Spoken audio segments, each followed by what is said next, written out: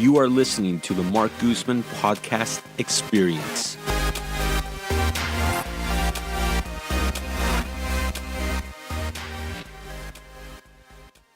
More and more countries are beginning to tap into solar energy and placing regulations that will require every vehicle sold to be electric. But with that demand, we need to be able to supply power.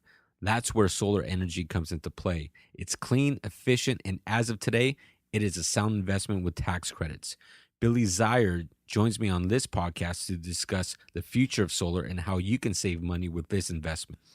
All right, so we're recording here, and I want to introduce my guest here, Billy.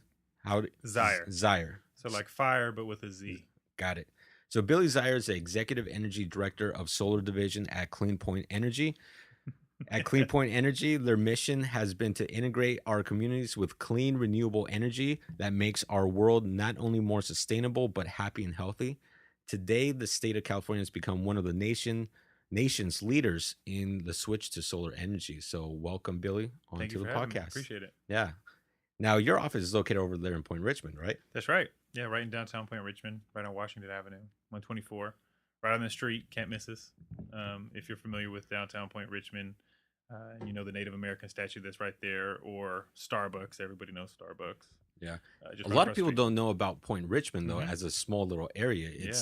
It's a little bit isolated away from the main part of Richmond, but it's like you literally drive into it and it's like a whole new world there. Yeah. It's like a small town within our town. Yeah. Definitely still part of Richmond, but it's one of the oldest parts too. I mean, I don't know if a lot of people know the history of Richmond, but I mean that's right where the ships were built in World War II, and it was kind of like the downtown. So it's kind of retained that little kind of feel for a long time. Yeah.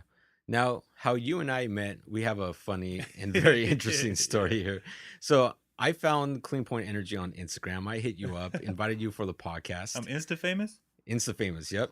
You were actually one of the top posts for Richmond, California. Wow. Yeah, so makes me proud. Yeah, for sure.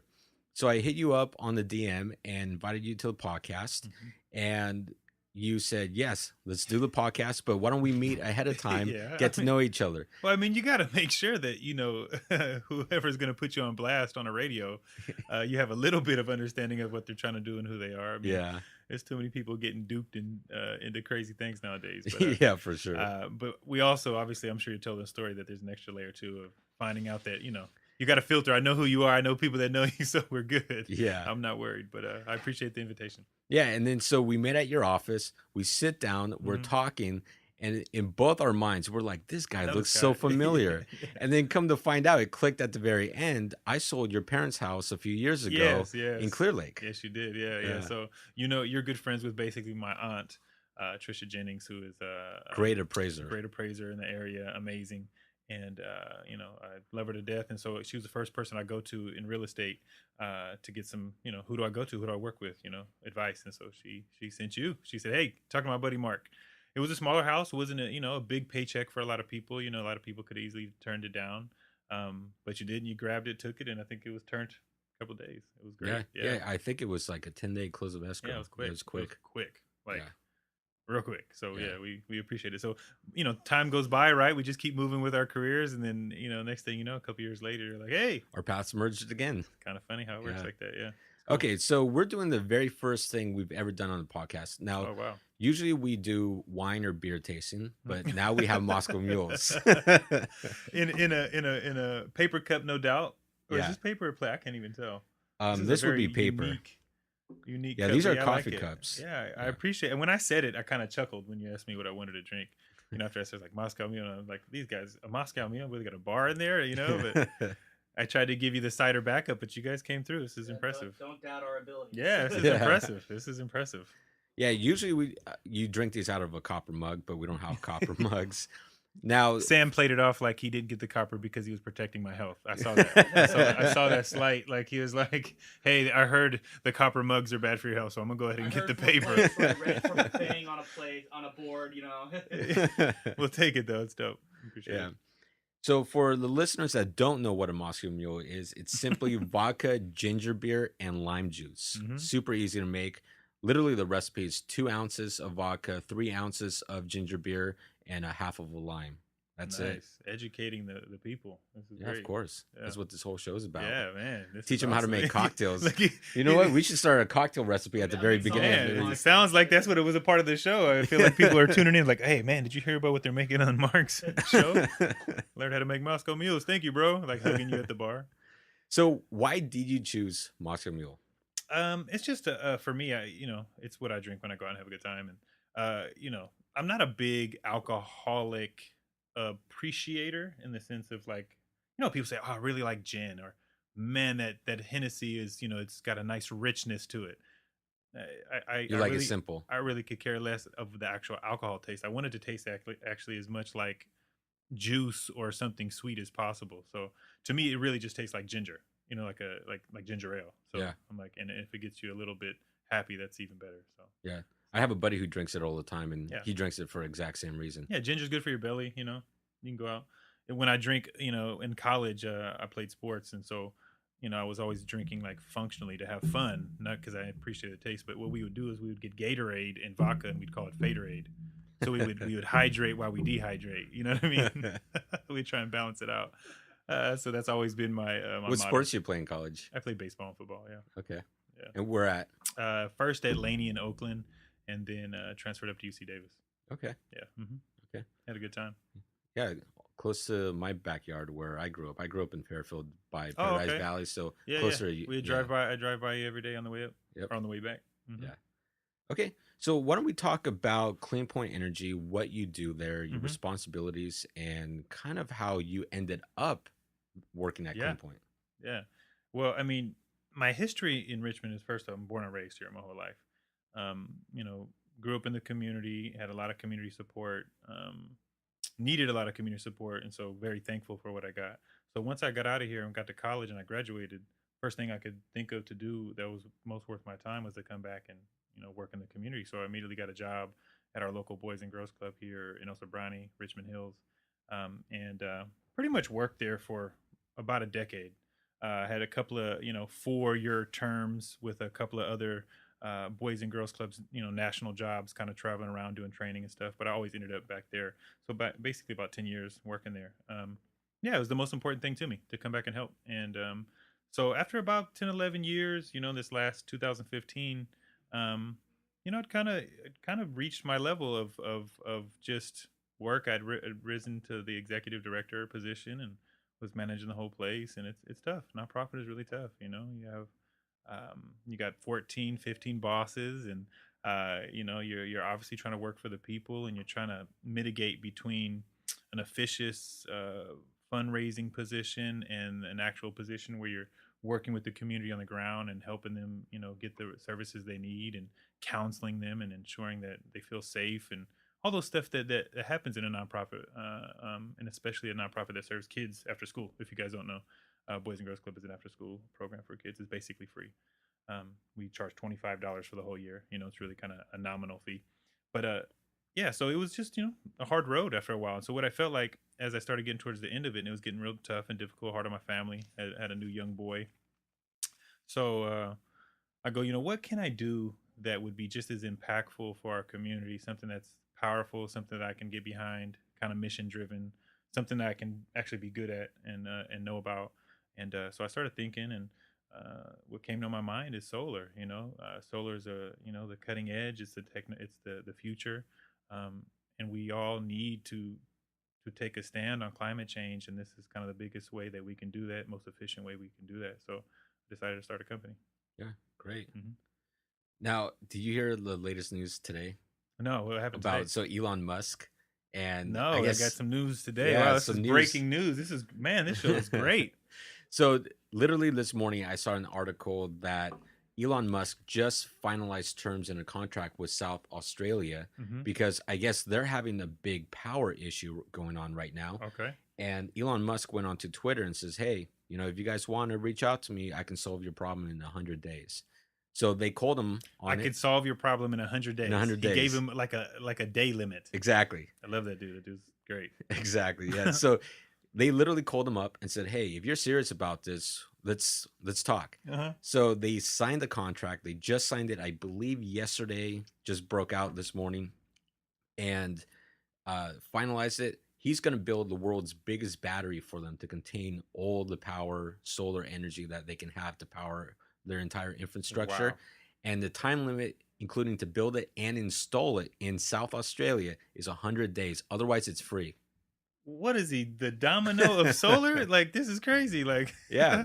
And this is just That's great. days. That's This is just a great. few. Exactly. I love it. Yeah. I mean, that's the kind of intention and intensity and passion and that we all should be taking at this point. I mean, yeah, if we're not watching the news and paying attention to what's going on with our storms and stuff, it's hurricane season. Let's be clear. There's always hurricanes every year. I don't think we need to, dispute whether this is, Florida's ever had a hurricane before. That's not the issue. But I think what we're all recognizing is that these hurricanes are becoming category 4, category 5, and they're back to back to back. These are unprecedented times. And I feel like, so that kind of fervor to address this issue straightforwardly with facts and science it's really important. So Yeah, last time Florida had a Hurricane 5 was like 12 years ago. And now they had, what, 2 or 3 in a row? right. Like, yeah, it's crazy. The Gulf is seeing just the intensity of things, it's ratcheting it up, and even in the end, like, the people that are deniers or the people that don't want to get in, that feel like it's just kind of like seasonal, even in the end of those, what are we going to do to make sure that it doesn't affect us, though? I mean, because the reality is it's happening. I mean, you can't deny that we just didn't have 3 back-to-back hurricanes that were intense. I mean, right? I Yeah. mean, we can't dispute that. But with that, I feel like we should, no matter what side you're on, deny or not, I hate to even have to validate that side, but in the case of this, everybody's human, has their own opinion. But even with that, how do we The fact is there are 3 back to back. yeah, and then how do we move and actually take action to ensure that if this continues, that people aren't killed or hurt, or that our civilizations or our cities that are on the coast aren't threatened to the point of where they're ruined? I mean, we just had the 4th biggest city in the United States flooded. We just had Miami, beat pretty bad. And, these aren't catastrophic for first world countries like the United States, as we can see. They're not killing thousands of people, but hundreds. And now Yeah, we but got look at Puerto Puerto Rico. Rico. Now look at Puerto Rico. 3 million American citizens completely wiped out with no power for days on end, no resources, no access to resources. I mean, this is And they're saying it's going to take a full decade for them to repair the entire infrastructure for Puerto Rico. absolutely more than that. It's going to be more than that for them to get back to where they just were, let alone make progress. And then that's the issue that's happening. I mean, some of these third world countries are gonna, as they're trying to climb up the ladder's about to get snatched out from underneath them. And Yeah. then when that happens, these are real people in our world. What happens? Where they go? And the biggest issue is refugee relocation and some of these things where resources are going to move and put pressure on other countries. And this is something we got to address. So yeah, so not to go too far off in it, but Yeah. yeah. So it could be 6 to 8 months with no power, Mm-hmm. literally no power in Puerto Mhm. Rico. Mm-hmm. Yeah, I It's- mean, I don't think we, we're sitting here in the Bay Area and we're so lucky, and we have such an opportunity with so many resources, and we already live even our lowest levels here. We're still above 90% of the rest of the world. But yeah, I don't think we realize that pain that they're really going through as an entire nation. Right now, like, this isn't a neighborhood. This isn't just Houston. This is their entire country, and nothing against what Houston's going through. I'm just saying this is something that we need to pay attention to and go help our people. I mean, I know we're all kind of, I think, deflated. I think there is a little fatigue. Houston, Florida. I mean, that's normal too. But So in your opinion, what do you think can be done to help Puerto Rico's infrastructure to rebuild with clean energy? well, this is an amazing time, right? Because if we think about it, the infrastructure that could be there could be renewable, right? And it could be they could be back up and running right now. The sun rises. As soon as the sun rises, they could be up and running. You know what I mean? In essence, right? So even if they were all solar, right? Obviously, a hurricane is going to do some damage to anything that's there, right? But if we're building it in a way that's obviously sustainable and it's secure, as soon as that sun rised again, they'd have no problem. They'd be running off energy. And if they had the battery like that we have now available, and not quite, now that Elon's talking about building these mega batteries, right? They're going to be self-sustaining. That sun rises every day. They get all the energy they need. They store it in the battery for the nighttime. Simple as that. Yeah. Have you seen his Tesla roofs? Yeah. Yeah.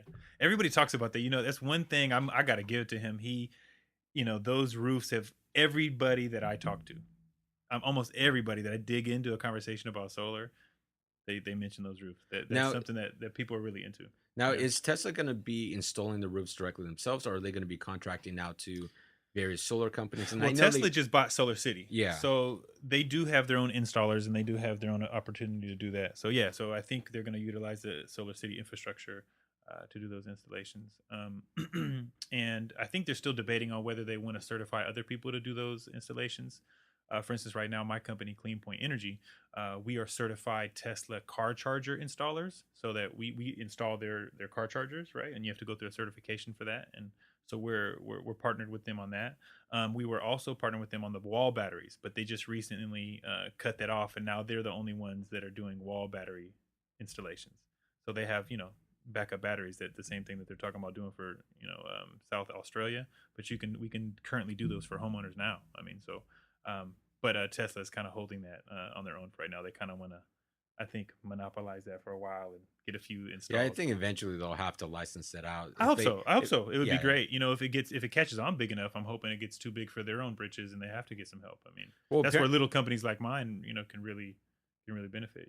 Well, apparently he for like the Tesla vehicles, he released didn't quite release it, but basically laid out the blueprints on how to build the fully electric vehicles and said, "Hey, I challenge anyone else, if you want to build an electric car, GMC, Chevy, if you guys want to build it, here are the plans. Just make your own." Nice. I mean, Yeah. I'm already digging the show. I'm getting educated. I did not know that he released the actual plan sets for people to learn how to build it. I mean, that's pretty ballsy. And that's also putting your money where your mouth is, in the sense of that you're actually doing this not just to make a profit and capitalize, but you legitimately do want to solve a problem for the world. Yeah, and That's he a knows big what he's deal. doing. If he's the very first and he's pushing innovation, he's going to be making so much money. Well, if he's on got it patented, different stuff Exactly. like that. So, Yeah. I mean, in that case, he's a genius on top of a genius. But, a lot of fun, a fun fact about Elon is that he legitimately didn't invent any of these actual,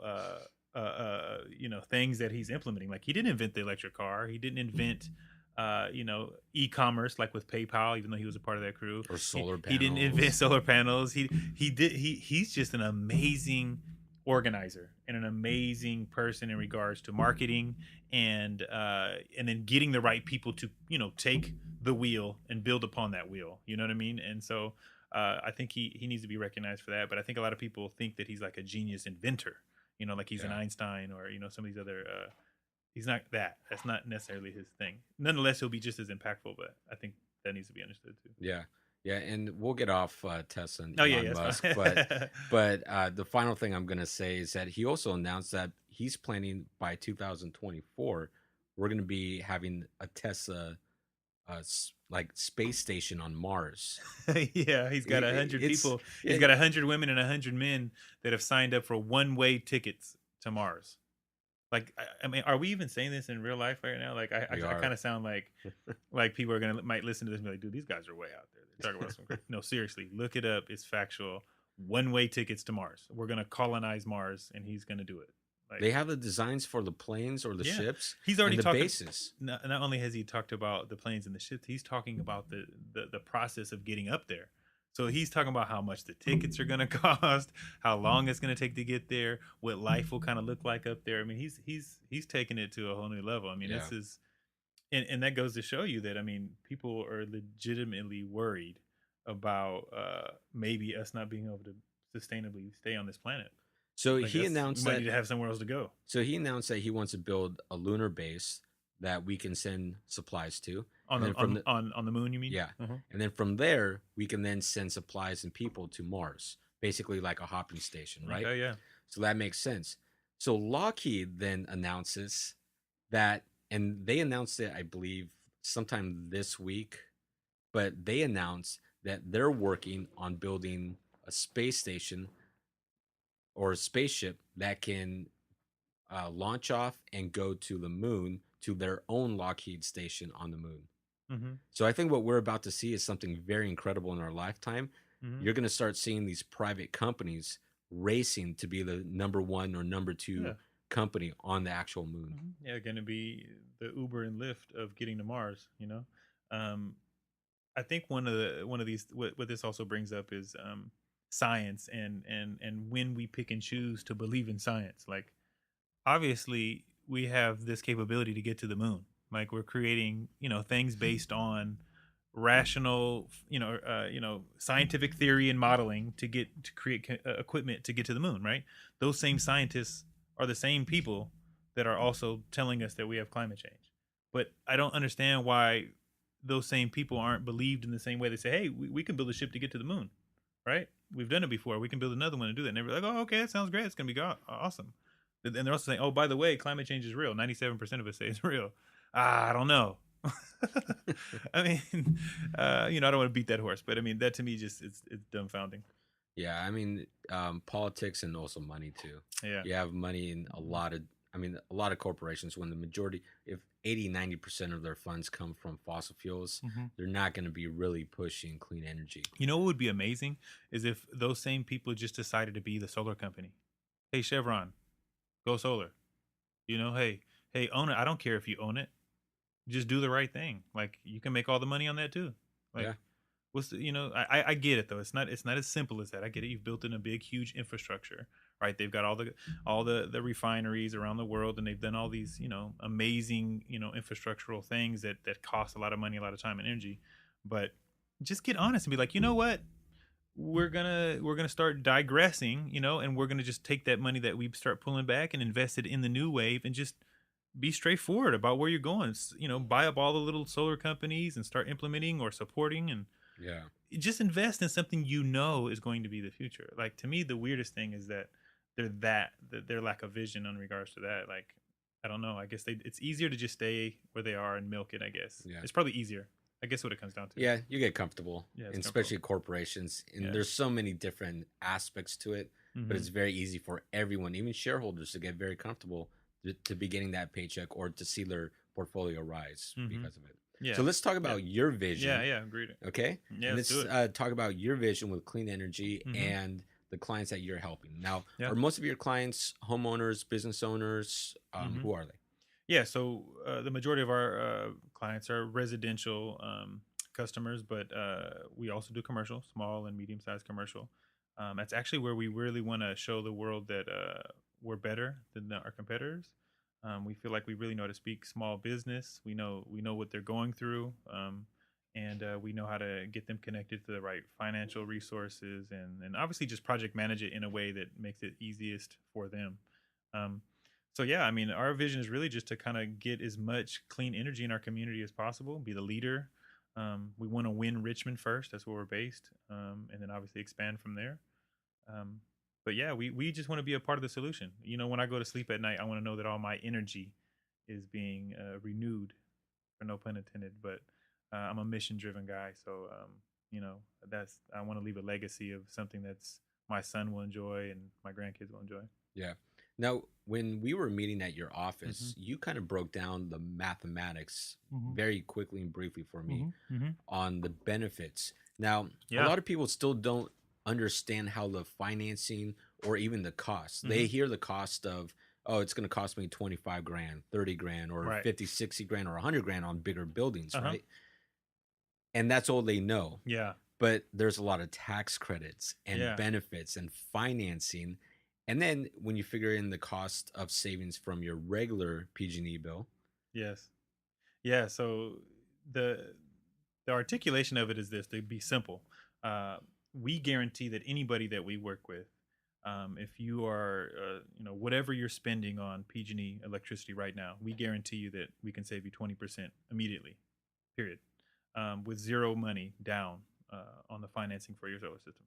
So without any money being handed over at all, we can get you signed up and taken care of to where your monthly payment for your electricity will be guaranteed to be 20% lower than whatever it is right now. Period. And then once you pay off the system that you're financing, right, you'll just end up having free energy for the rest of your life. I mean, that's what the solar system does. It's creating energy for you, and you no longer have to pay PG&E at all. So it's basically generating all the energy you need. You no longer have to buy it from PG&E. Buy PG&E, and now you're generating all you need, and it's just cheaper to pay off your solar panels than use PG&E. Simple as that. yeah. And if you have a separate battery attached to the Yep. system, you can store it for nighttime use, Yes. correct? So the way that it works now without having a battery is PG&E serves as your big battery. So you generate energy during the day and then you send it down to the grid. PG&E holds it for you, and when you come home at night and turn on the lights, they send it back to you. That's currently how it works right now, and that's the only reason why you even have to still pay. Well, PG&E will charge you $10 a month for that, but because of the amount of energy that you create during the daytime, and if you don't use that energy, currently under law right now, PG&E has to buy that from you as you're generating, and if you're not using it right now, PG&E has to buy your energy and while they're storing it, and then when they give it back to you, they as long as you don't use more than you generate, then you have a surplus of energy that they've paid for, and in essence, a surplus of money credits that then can be used to pay back them for the $10. So you might get the full $10 back anyway. In some cases. Oh, you mean like a little month more at the end of the Yeah. End of the year? Yeah, you can make a little bit more. They've really kind of refined it to the point where they're not going to be. I think they won't pay over a certain amount at this point. Okay. There used to be a point where you can generate as much as you want, and they would just pay you for all your extra energy.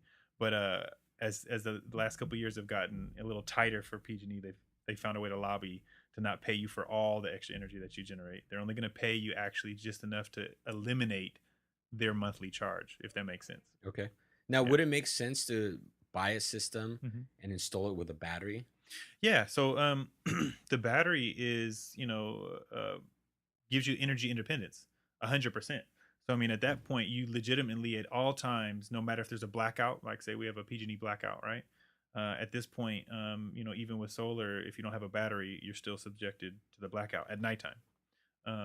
During the daytime, if there's a blackout, you actually can generate energy through your solar system and have energy in your house. So you're still a little ahead of the curve. But during a nighttime blackout, even with solar right now, without a battery, you're just like everybody else. If you have a battery, now you got your own energy on site. It's just like having your own generator, right? We've all seen generators people have, right? Yep. A battery is in essence your own generator, but it doesn't need fossil fuels to spit back your energy. It's just storing it like a battery, like the battery in your clock. You know, when you have a clock and the lights go out and you have a little battery in your clock and it's still going. Same idea. Okay. Yeah. Or like a laptop. Yeah, or like a laptop. Yeah, and it makes a lot of sense. The price point now, if you get a solar battery and a solar system, is your ROI time is around 10 or 11 years. Before you return on your investment overall. It's in a couple years the price point's going to go down even further, but at 10 11 years, I mean, you got 100% clean energy. You're immediately saving at least 20% per month. I mean, it's a no-brainer, and that's just for residential. I mean, if you want to start talking about the business side of it, it gets really lucrative.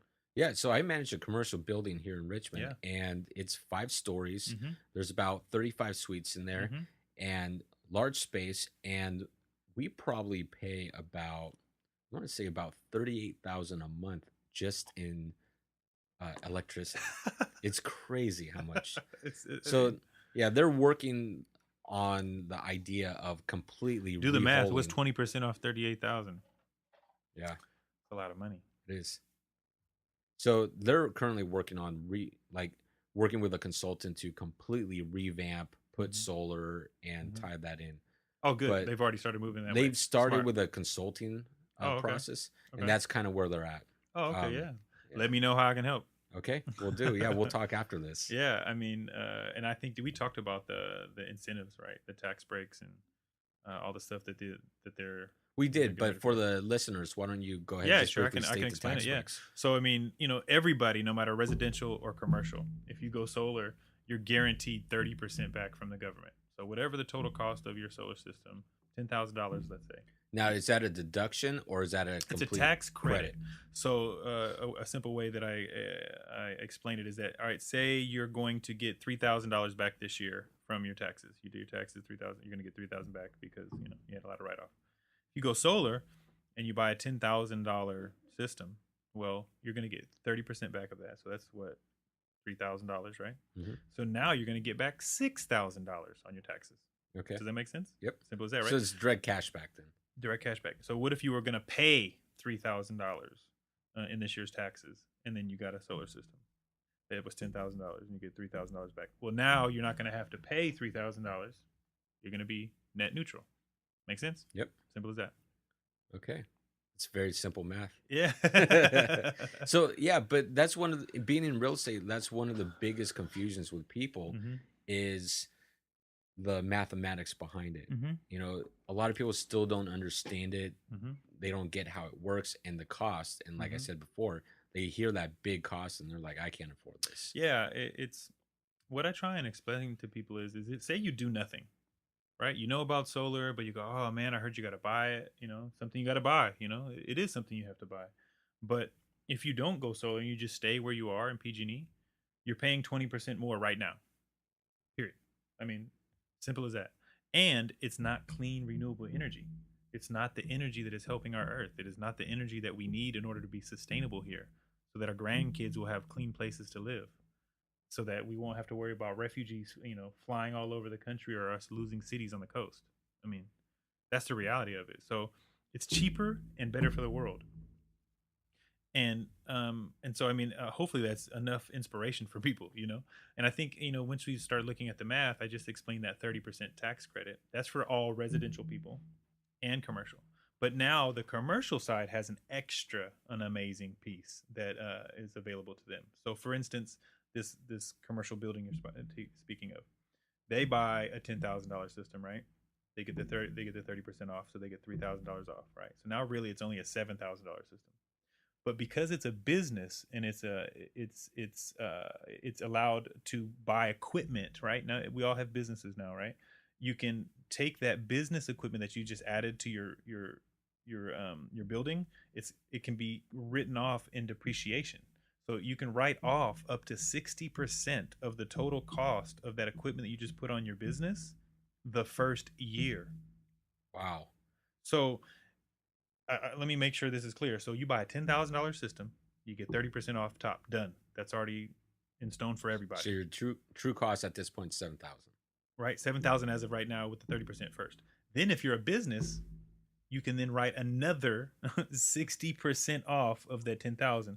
So if you're doing math at home, folks, that's 6,000. That's another 6,000. So now that's 9 total thousand off a $10,000 system that you are writing off and receiving back the first year of taxes, if you so choose. It can be, if you don't have that appetite, maybe it's not the right year to write off all that. Maybe you have too much deductions or whatever, it doesn't match up. It stays there. Like it doesn't go away. You have 6 years to write that off. I mean, now, do you know if that business owner deduction, would that translate into, let's say, if you own investment properties? Yes, if it's a business, absolutely. Okay. Yeah, absolutely. That covers anything that is a part of your business and you're upgrading equipment on. Okay. Yeah. So I deal with a lot of investors doing property management. And so you mentioned to me before on a fourplex, for example, if you install, solar energy on a fourplex, now you're able to advertise, market the building as a clean energy building. Yeah. But the PG&E bill for the tenants are going to be less than what they're currently paying on electricity. And so it's going to be cheaper for them. Yep. And so it's a way to market clean energy building plus lower cost of living. Yes, absolutely. Yeah. So if you're an owner of a fourplex like you're speaking of, and you got 4 people in there living, and each one of them is paying $100 a month on their PG&E electricity, and you go, hey, you know what, guys, I'm gonna buy solar for the building. I want to go green. These hurricanes are starting to scare me. I want to do my part. So just so you guys know, we're going to probably be able to cover all of your energy. You're not going to have a PG&E bill anymore. And they're going to be like, woohoo, this is great, right? And so maybe they're all paying $1,000 a month right now on rent, right, for their apartments. Wouldn't that be great in the Bay Area, right? Yeah. So what you do is you have that frank conversation. Say, hey, I'm about to wipe out your PG&E bill. I got to buy the system. I am going to have to finance it. I got to purchase something for us. It's as a team, we're a family here. So I'm going to wipe out your PG&E bill of $100. So you ain't got to pay PG&E $100 no more a month. But what I'm going to do in order to be able to pay for this system, I still got to pay for it. So I'm just going to charge you guys an extra $50 a month, on rent. So now you're paying $1,050, no $100 to PG&E, right? So if you're doing the math at home, you just save these guys $50 a month. Yep. And now you have a green building. There's enough money to go around there to make it worthwhile for everybody. And you're making an extra $200 a month that goes toward paying off the investment. Absolutely. You're right. Now you have a higher rent. It's justified. It's a green building. They feel good about it. They're saving money. You're feeling good about it. You're making money. They don't need to know that you also just was able to write off 90% of what you just did, and what that means to you and your taxes and how much money that you just saved. I mean, it's such a lucrative opportunity right now that if people don't take advantage of it, because pretty soon the way that the world is going, I mean, truth and logic will prevail. I have faith in that. So pretty soon the people that don't adopt and don't go early, just like anything, these will be regulations that we'll have to force on people, that if you don't have clean energy on your building, you'll be fined until you get clean energy on your building. Do you get what I'm saying? Yep. So get on this while the incentives are lucrative, and that you're not forced into the corner. Like, yeah, and clean energy is coming. There's nations right now, yes. and I think 2 or 3 nations that are saying any car sold after 2020 or after 2025 must be an electric vehicle. Yes, that's whole coming. Countries. Yeah, and then you have like Germany and Portugal and Costa Rica 80% that are renewable energy. Exactly. Now, it's we've forgotten a huge thing that happened just a couple of years ago in Paris, where every single nation in our world, except for maybe one, I forget if it was like Venezuela or something like that signed the Paris Accord, right? And the reason Venezuela didn't sign it is because it wasn't strong enough. They believe in climate change, but anyways, every nation in the world basically signed saying, "Hey, this is real. We need to come together. Excuse me. We need to lower the emissions of CO2, and we're going to do this. Like, this is recognized. It's coming. We're doing this."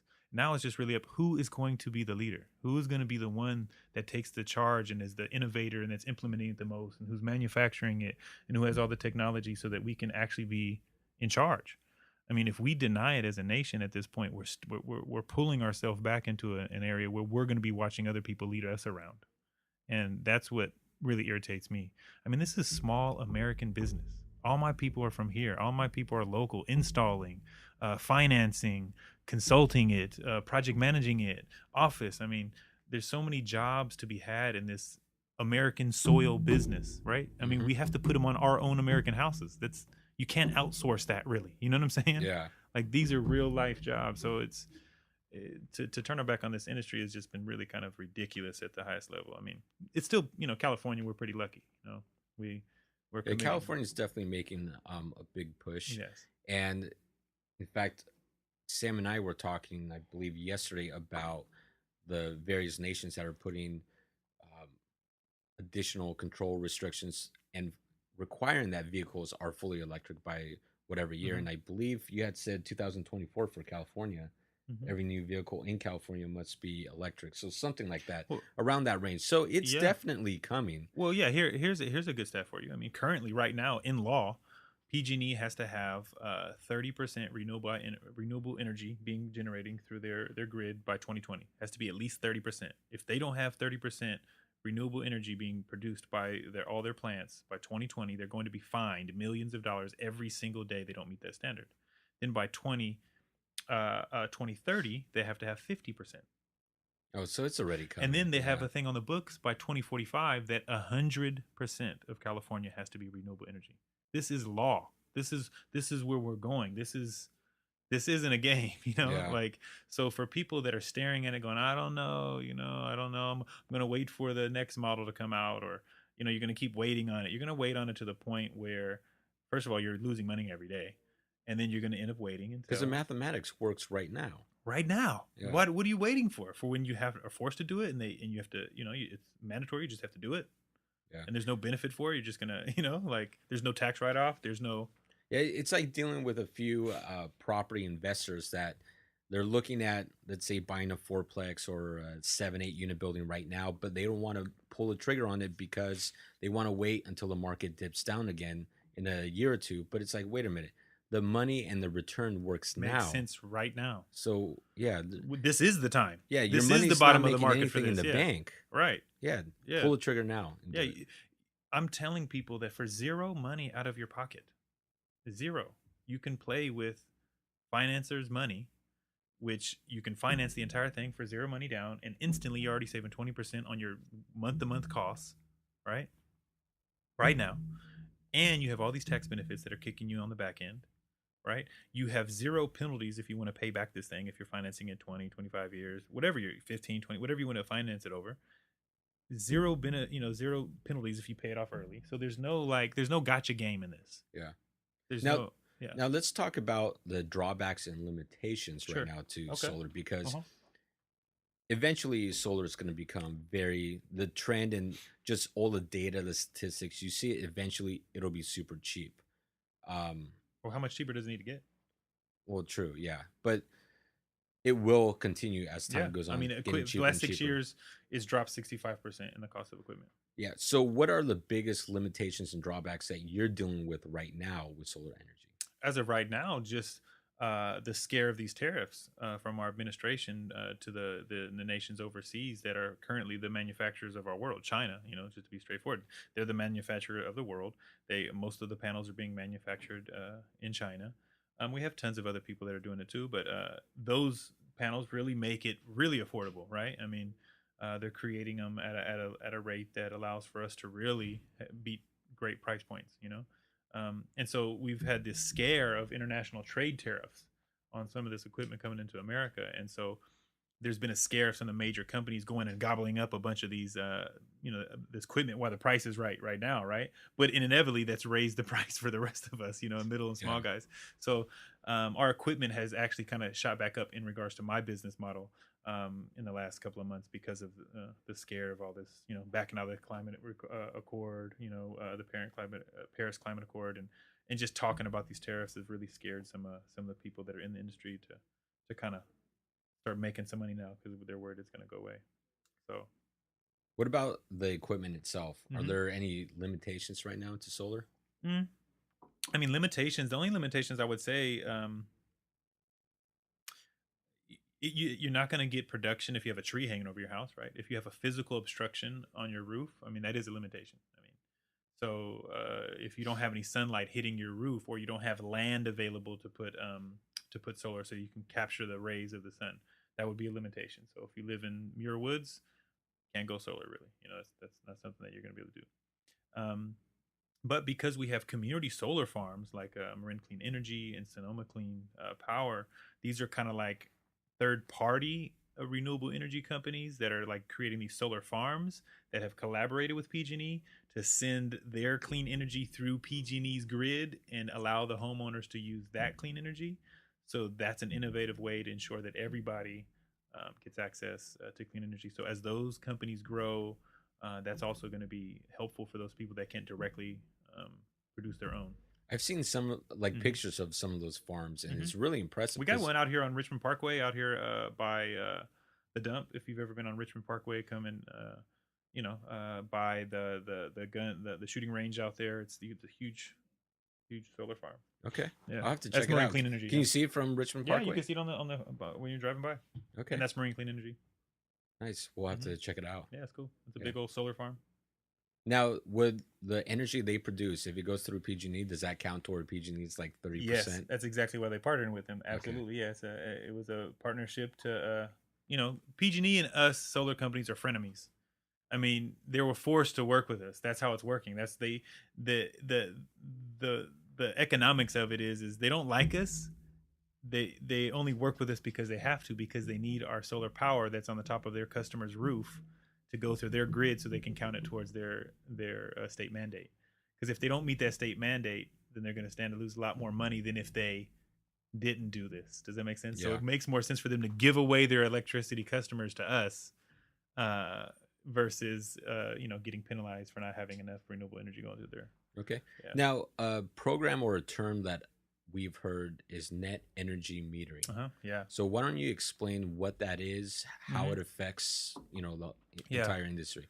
Yeah, net energy metering was initially what was allowing homeowners to generate solar energy and have PG&E buy it from them. Okay.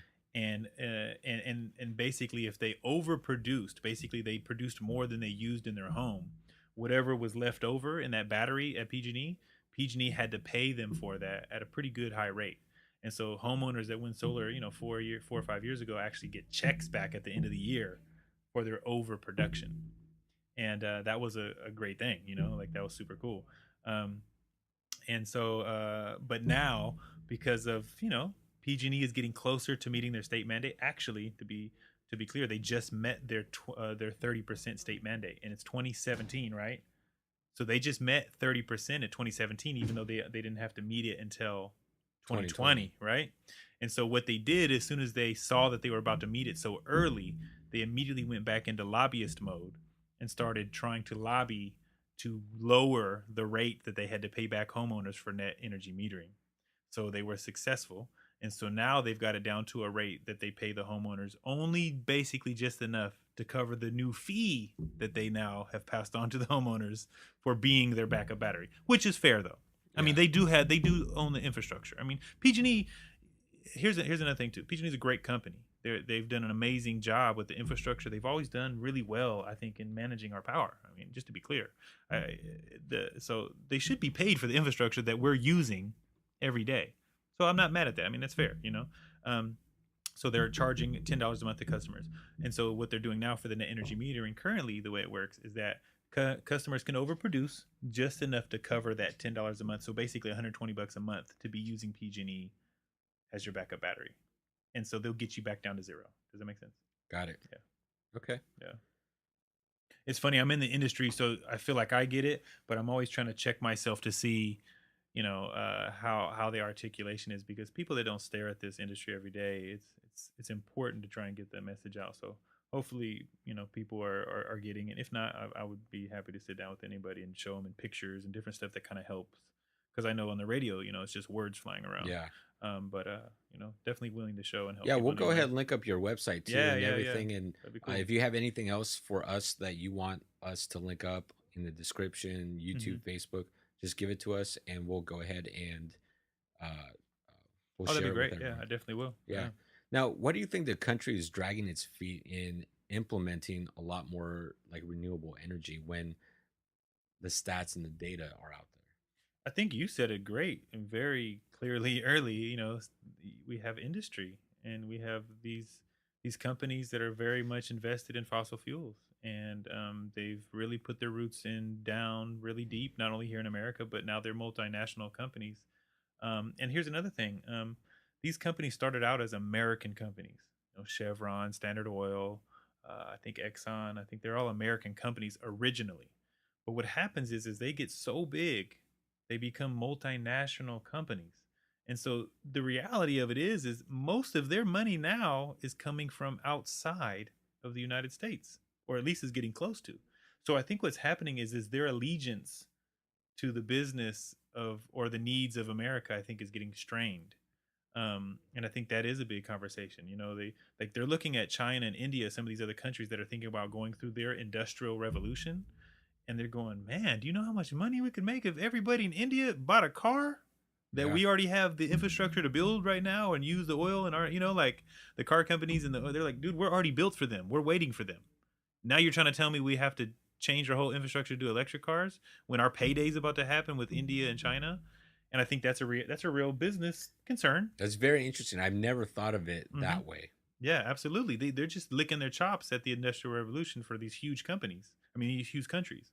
And so we're talking easily about, what is that, a third of the entire world population? Talking about billions of people. Yeah. We don't understand. We're 300 million people here. We're talking about 1.5 billion people, right? And so maybe just a half of them, or 60% of them, move up to middle class. Like, I mean, that's 500 million cars. Or and more. if each of them buy 2 cars. Well, 50% of 1.5 would be 750 million people, which is almost 3 times, 2.5 times what we already are. And that's just half of their population. And that's just India. And if another, half of China, now you're talking about 1.5 billion people, needing cars and wanting cars and doing things with oil. And I mean, I don't, all they can see is just an amazing. Well, they're going to have to build electric cars for China, because that's one of the policies that China put in place for like 2025 or 2030. And China, I think, is they're just playing their business game. They're going, look, our natural resources, we're not the oil company. We that's not really how they get down. They don't have a ton of oil. That's not what they're doing. They have to buy it from Russia and us and Middle East and different stuff. I don't think they have tons of oil in their country, so that's a natural selection to them, because they're going to take care of their own. They're going to buy electric cars and be like, we're not going to have to be buying from you. We're going to make electric cars here and buy them from ourselves. And so they're already starting to subvert the licking the chops of our companies, because they're gonna like, well, we're not even gonna be buying from you. So hopefully that when they start doing that, that's what's gonna change the game. You're gonna see once they truly start to embark on that, they're building only electric cars. Watch what happens with Chevron and Exxon, and they're like, oh, it looks like we're gonna have to start. General Motors are gonna be having all kinds of meetings. Like 90% of all of our fleets going forward are going to be electric. Matter of fact, I think I heard something from Chevy Yeah, announced they're going to go. The Volt is an fully amazing electric, car. The Ford Fusion is amazing. I have car. a Volt right now. You do? I love dude, it. Yeah. I've had it for so I've had 2 Volts, and my girlfriend loved just driving my Volt so much that she bought it too. I mean, so before the Volt, I had one of those Lincoln LS 2005 V8s, just fucking nice, right? And I was spending probably $350 a month to $400 in gas with all the driving that I do.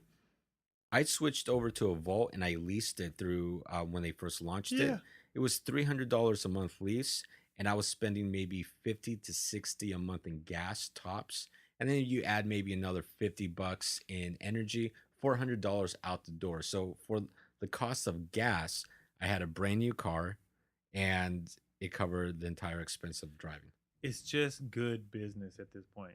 Even if you don't care about the environment, it's just good business. Yeah. And you know what? I'm just going to pitch the Volt out there right now. Right now, I'm getting about 150 miles to the gallon right now on the Volt. Amazing. Yeah. Amazing. Yeah. I mean, you can't, and amazing. I just bought one literally for $14,000, 3 years old. Amazing. Like, they're cheap. You can buy them. You're making me feel bad. I drive a Prius, the manly Prius, a 2010, and I get 50 miles to the gallon. It's a hybrid. So usually I'm blowing people away with that, but you're winning. That's unbelievable. That's the best. Now with the full electric, pretty soon it's not about miles per gallon, because you don't have gallons. You don't have to get gas anymore. You're just charging it with your solar at home. Yeah, and now you have Tesla coming out with the Model 3. That's going to be starting at $35,000. I mean, that's the average car price right now. $35,000 before you get the $7,500 kickback. Yes, I forgot about that. I'm telling you, the economics make sense now. People need to just be smart, and those cars are gorgeous. And they're fast too. They grip the road. They're line it up. Sports cars. Line me up a GT Ford Mustang right now. As much as I love my Mustangs and Camaros, line it up. Line it up. See what happens. You're gonna have a lot of egos hurt. Well, that Tesla, and you won't even hear it flying by. Have you seen the Tesla P100D? 0-60 in 2.3 seconds. That's what I'm saying. They got the ludicrous button. I mean, it's crazy. Line it up. It's people are getting shell shocked, but it's that time. Okay, so we're getting close to our time limit here, but let's touch on other renewable energy like wind power, hydro, and even nuclear. Okay. What are your opinions on that?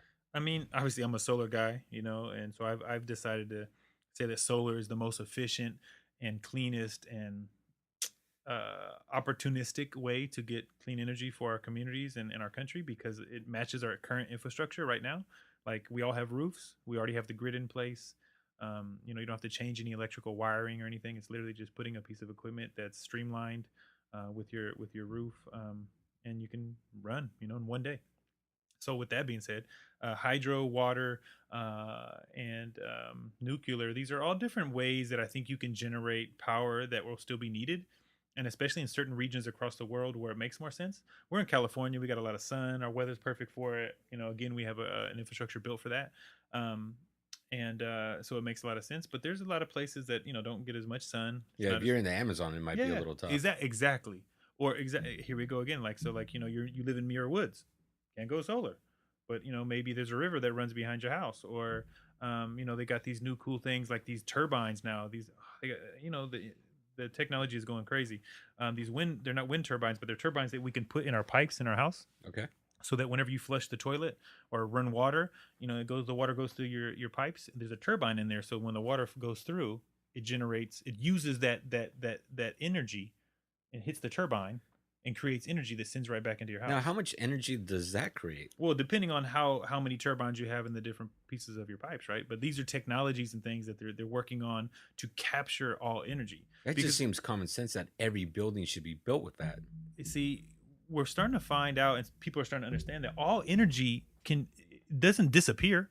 All of our energy at any given time, when you're driving, right, your wheels are spinning.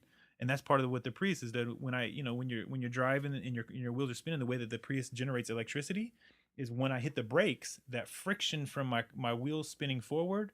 Then when I hit my brakes, it clamps on to it creates a generator, because the friction pushing the car forward then creates energy that then kicks back into the car and empowers my battery.